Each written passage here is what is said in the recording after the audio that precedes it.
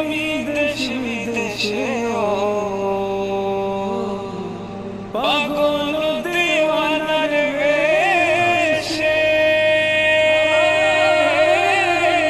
ঘুরি আমি দেশ বিদেশে